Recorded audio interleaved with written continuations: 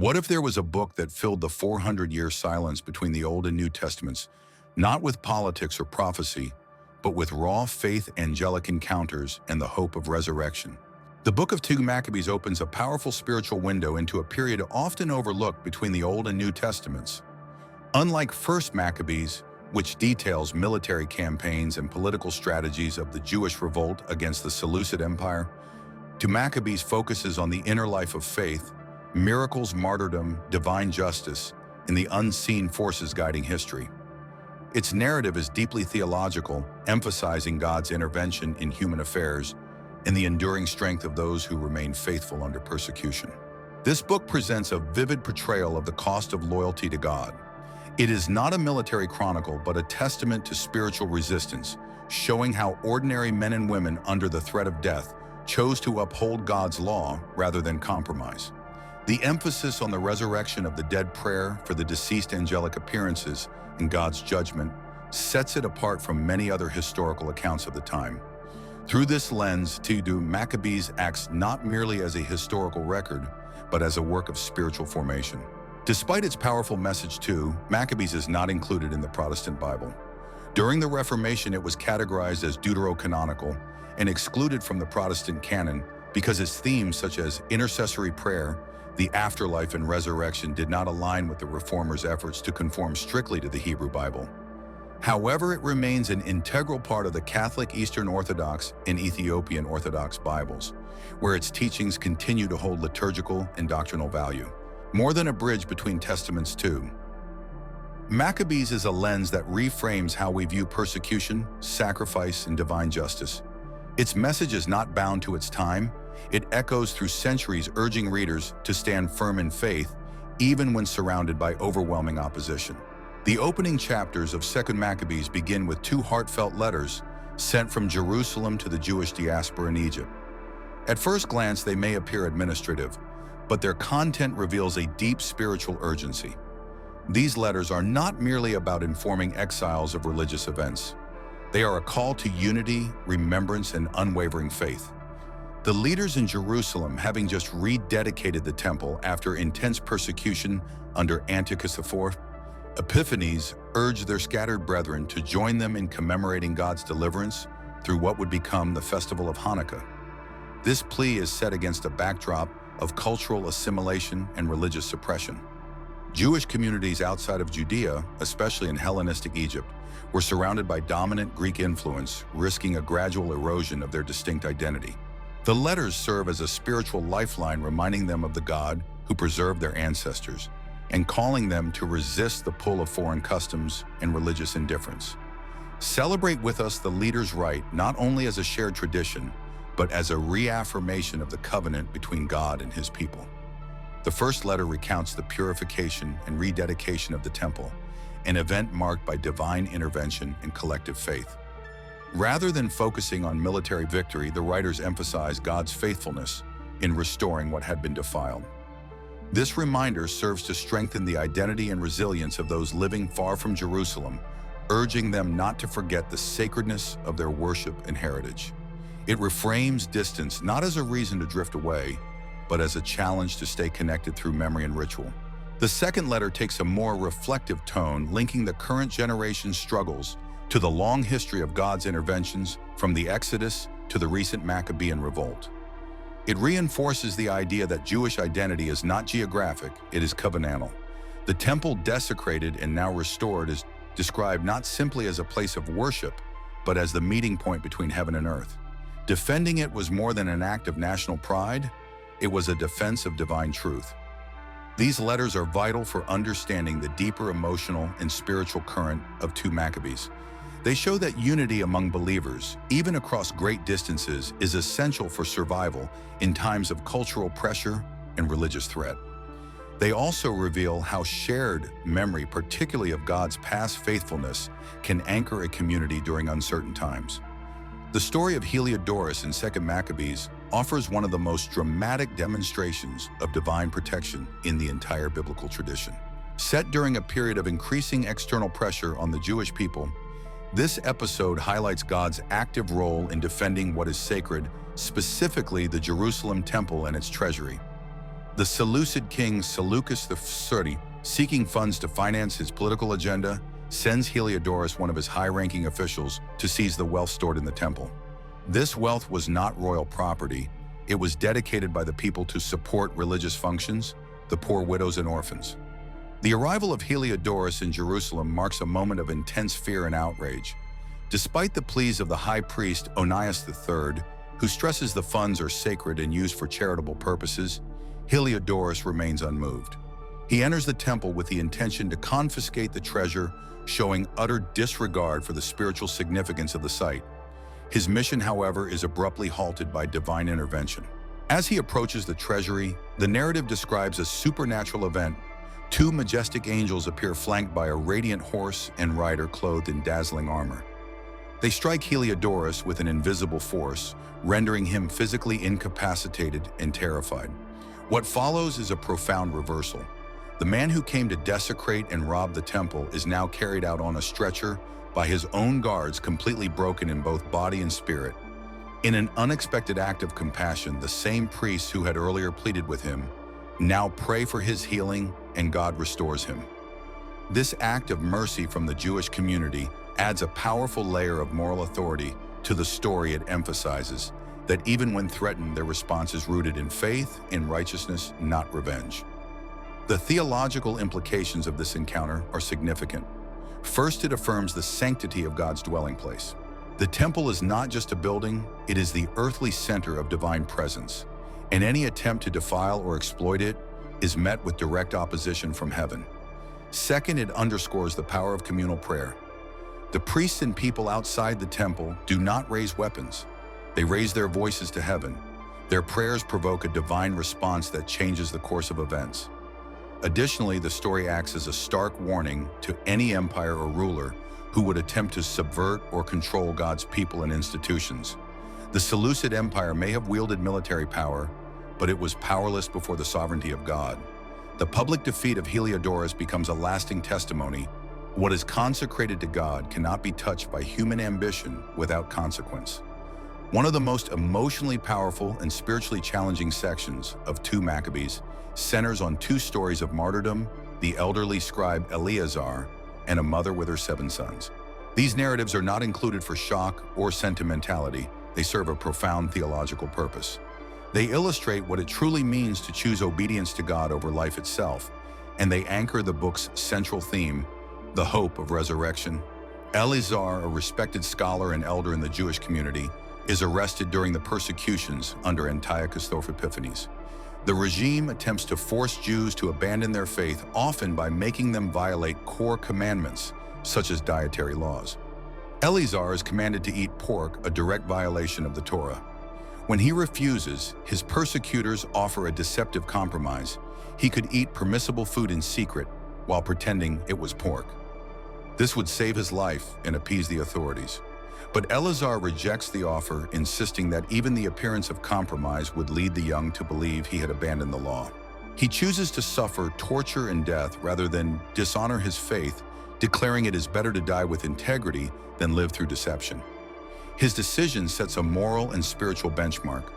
Righteousness is not negotiable even under threat of death. His final words reveal the mindset of a martyr. He hopes his suffering will serve as an example of courage and faithfulness for future generations. In a world increasingly driven by expediency and image, Eleazar's quiet but firm refusal to compromise remains one of the most powerful declarations of integrity found in ancient scripture. The next account deepens the emotional weight. A mother and her 7 sons are arrested and tortured for refusing to eat pork. Each son is given the chance to save his life by breaking the law, and each refuses. What elevates this story beyond a tale of suffering is the clarity and strength of their convictions. One by one, the sons declare their faith in God and their belief in the resurrection of the dead. The King of the universe will raise us up to an everlasting renewal of life, one son proclaims. These are not passive victims. They are witnesses to a higher reality that transcends death. The mother remarkably does not plead for their lives. Instead, she exhorts them to be faithful to God's law and to accept death with the hope that they will be restored by God. Her role is not secondary. She embodies the spiritual leadership and theological clarity that sustain the entire family. Watching each of her children die, she proclaims her trust in divine justice and prays for mercy, urging her youngest to die with honor, so they may all be reunited. These martyrdom accounts demonstrate three key truths: faith can cost everything, resurrection is a central hope, and conviction is more powerful than fear. In the world of Judas Maccabees, these truths are not abstract. They are embodied by real people whose lives and deaths challenge us to examine our own loyalty to what we claim to believe. The story of Judas Maccabeus and Judas Maccabees highlights the powerful intersection of faith and leadership.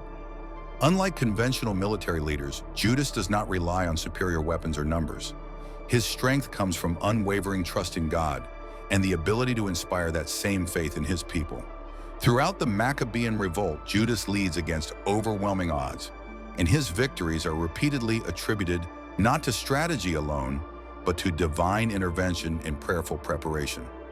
One of the clearest examples of this is his battle against Nicanor, a Seleucid general sent with the intent to destroy the Jewish resistance. Nicanor, full of arrogance and confidence, publicly threatens to enslave the Jewish people and defile the temple once again. In contrast, Judas gathers his men and prays, reminding them not of their military might, but of God's past deliverance, particularly referencing the parting of the Red Sea and victories won through divine aid. His leadership is rooted in memory and theology. The same God who delivered their ancestors would deliver them again. In the heat of battle, eyewitnesses report supernatural support, angelic figures intervening on behalf of the Jewish fighters. Though vastly outnumbered, Judas's army overcomes their enemies in scenes described with spiritual intensity. These are not just tactical wins. They are interpreted as confirmations that God is fighting alongside them. The soldiers are not merely an army, they are a faithful remnant defending the covenant with Judas as both general and spiritual shepherd. Beyond the battlefield, Judas's leadership is marked by discipline and reverence. Before every engagement, he calls his troops to prayer and fasting. This rhythm of spiritual preparation, followed by physical action, defines the ethos of the Maccabean resistance. In one significant vision before battle, Judas sees Onias, the high priest, and the prophet Jeremiah in a dream. Jeremiah hands him a golden sword and assures him of victory. Judas shares this vision with his men, and it strengthens their morale. The dream is not treated as superstition, but as a divine message, a sign that their struggle has heavenly approval. Judas's story in 2 Maccabees also establishes a model of what faith-driven leadership looks like. He does not motivate his people with fear or reward, but with conviction. He reminds them of God's promises, urges them to remain holy, and continually acknowledges that success belongs to God alone. Even after victorious battles, the focus is not on spoils or revenge, but on restoring the temple, honoring the fallen, and giving thanks. The narrative of Judas Maccabeus is ultimately about trusting God in impossible situations and leading others to do the same. His victories demonstrate that when faith governs action, even the most insurmountable challenges can be overcome. His example continues to resonate as a model of courageous, prayerful, and principled leadership that puts spiritual conviction above all else. The rededication of the Jerusalem temple, as narrated in 2 Maccabees, marks not only a key religious moment for the Jewish people, but also the birth of the festival of Hanukkah. This event is far more than a military or political victory. It is a deeply spiritual renewal, restoring the sacred space that had been desecrated under the oppressive reign of Antiochus IV Epiphanes. The rededication serves as the emotional and theological climax of the Maccabean resistance and reinforces the central message that God's faithfulness persists even in the darkest times. After years of struggle and sacrifice, Judas Maccabeus and his followers reclaimed Jerusalem and entered a defiled temple. What they found was devastating pagan altars erected in honor of Zeus, sacred objects destroyed or stolen, and the sanctuary itself used for unclean sacrifices. The site was more than a physical ruin. It was symbolic of the spiritual attack on the identity and covenant of the Jewish people. For Judas, cleansing the temple was not optional. It was urgent and sacred. He understood that restoring worship was at the heart of restoring the nation. The process of rededication began with purifying the temple grounds and removing all remnants of pagan influence.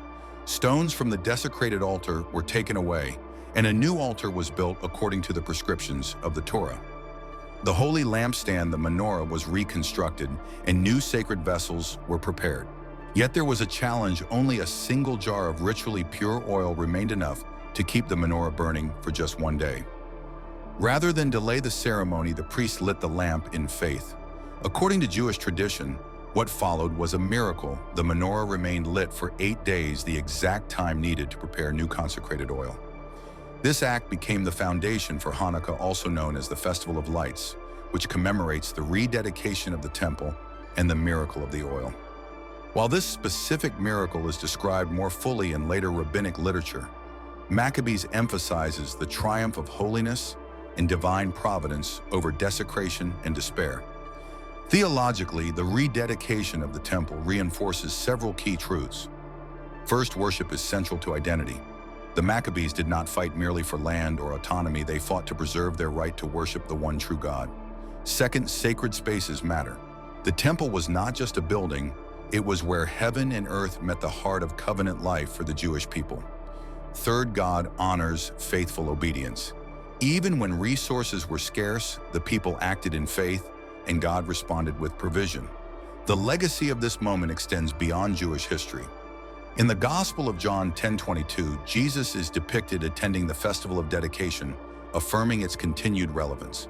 For believers today, the rededication story in 2 Maccabees serves as a reminder that spiritual renewal often comes after deep struggle, and that even in desecrated places, God's presence can return and His light can shine again.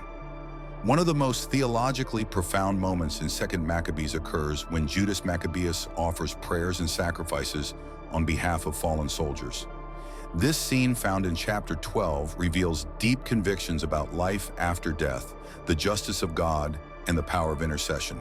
It is a passage that has sparked centuries of discussion, particularly regarding its implications for doctrines like purgatory and prayers for the dead in various religious traditions.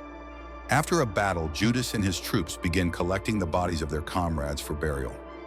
During this process, they discover that several of the fallen soldiers were wearing pagan amulets, objects forbidden by Jewish law and associated with idolatry. The discovery is shocking, especially given the righteous cause for which they had been fighting. The men had died while carrying symbols of disloyalty to the covenant, raising difficult theological questions. Were their deaths a judgment? Could they still be honored? Most importantly, could anything be done for them after death? Instead of responding with condemnation or despair, Judas responds with faith and action. He takes up a collection among the surviving soldiers and sends a sum of silver to Jerusalem to fund a sin offering at the temple. This act is described in the text as both noble and wholly grounded in the belief that the dead will rise again. The author of 2 Maccabees explicitly notes that if Judas did not believe in the resurrection, his actions would have been meaningless. But because he trusted in God's mercy and justice, he interceded for the fallen, hoping they might be forgiven and find rest in the life to come. This moment affirms several key theological ideas. First, it reflects a clear belief in bodily resurrection, an idea that was emerging in Second Temple Judaism and would later become central to Christian doctrine. The dead are not beyond God's reach. Their fate matters, and the living have a role in remembering them before God. Second, it introduces the concept of intercessory prayer on behalf of others, even beyond the grave. Judas's offering is not only symbolic, it is sacrificial, representing the cost of appealing to divine mercy. Third, the scene emphasizes accountability and grace and balance. The fallen soldiers' actions were wrong, they violated God's command. But Judas does not deny their sin or excuse it. Instead, he acknowledges it and responds with repentance on their behalf.